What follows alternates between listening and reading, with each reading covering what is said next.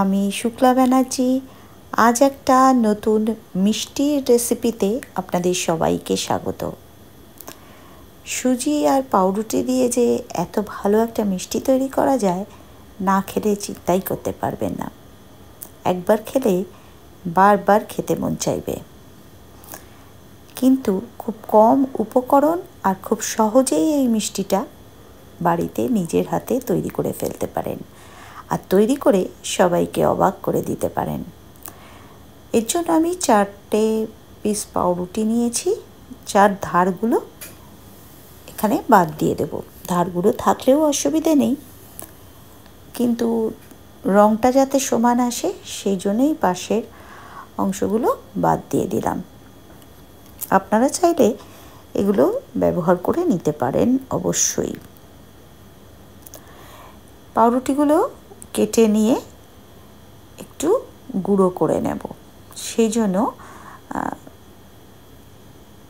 মিক্সির জারে এই পাউরুটিগুলো দিয়ে দিলাম, তারপরে গুঁড়ো করে নিলাম। পাউরুটি গুঁড়ো করা হয়ে গেলে একটা কড়াই বসিয়ে দিয়ে তাতে অল্প সামান্য সাদা তেল দিলাম। আসলে তৈরি করবো এটা মাখন দিয়ে। মাখনটা পুড়ে যেতে পারে, তাই একটু আগে তেল দিয়ে নিলাম। মাখনটা যখন গলে যাবে তখন এতে মিশিয়ে দিলাম 1 কাপ সুজি।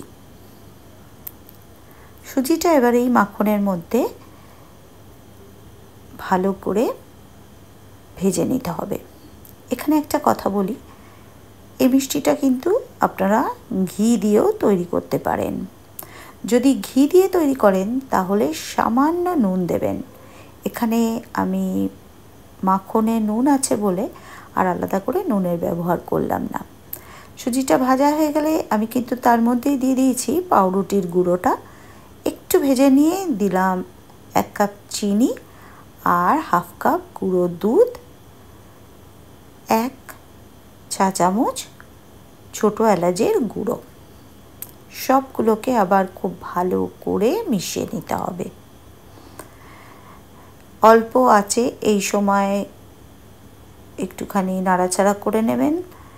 তারপরে 2 কাপ দিয়ে দিলাম দুধ। এখানে জলের ব্যবহার করার দরকার নেই। আমি নর্মাল টেম্পারেচারের দুধই এখানে ব্যবহার করেছি। তারপরে একটু ফুটিয়ে নিয়ে এটাকে ঘন করে নিতে হবে।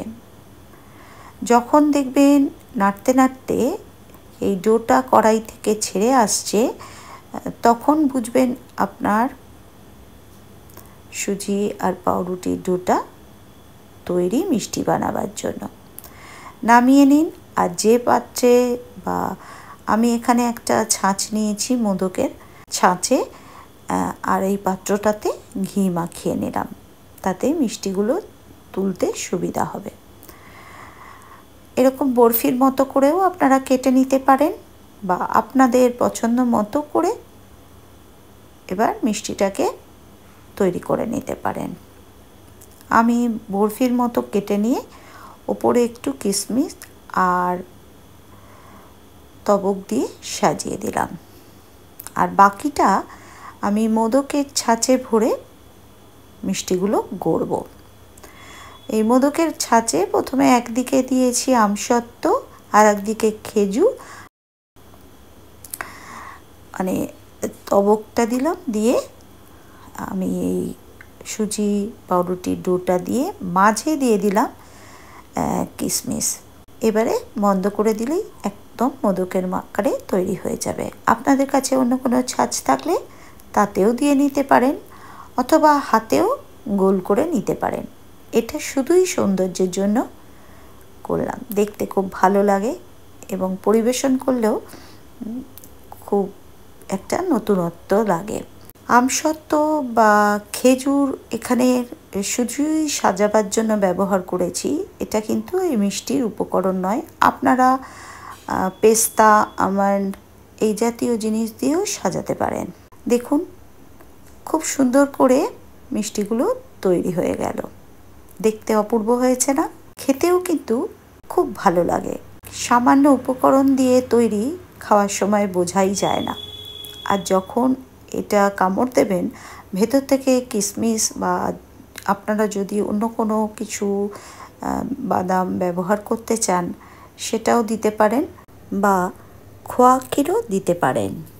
ভিডিওটা ভালো লেগে থাকলে আর এই রকম নতুন নতুন রেসিপি পেতে চাইলে অবশ্যই বরাবরের জন্য পাশে থাকবেন।